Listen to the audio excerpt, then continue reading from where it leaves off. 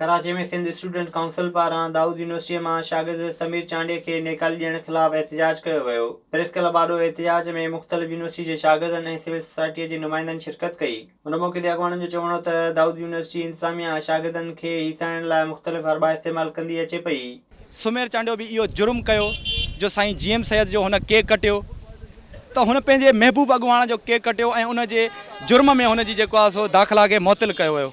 ऐं हे जेके भी प्रोटेस्ट आहिनि हे सिर्फ़ु उन जे लाइ ई आहिनि त जल्द खां जल्द सुमेर जी दाख़िला खे बहाल कयो वञे, न त ॿी सूरत में असांजे एहतजाज जा दायरा अञा वसी हूंदा। 17 जनवरी ते साईं GM सैयद जी 116 सालगिरह दाऊद यूनिवर्सिटी जे अंदरि मल्हाई वई। केक पुरअमन तरीक़े सां शागिर्दनि पारां केक कटियो वियो, जंहिंजे नतीजे में सुमेर चांडियो जेको जसाफ जो तमामु हिकिड़ो बाशऊर दोस्त आहे, असांजो साथी आहे, उनखे यूनिवर्सिटी जे तरफ़ खां सस्पेंड कयो वियो। असांखे हर यूनिवर्सिटी में दॿायो थो वञे, इहा हिकु सुठी ॻाल्हि न आहे।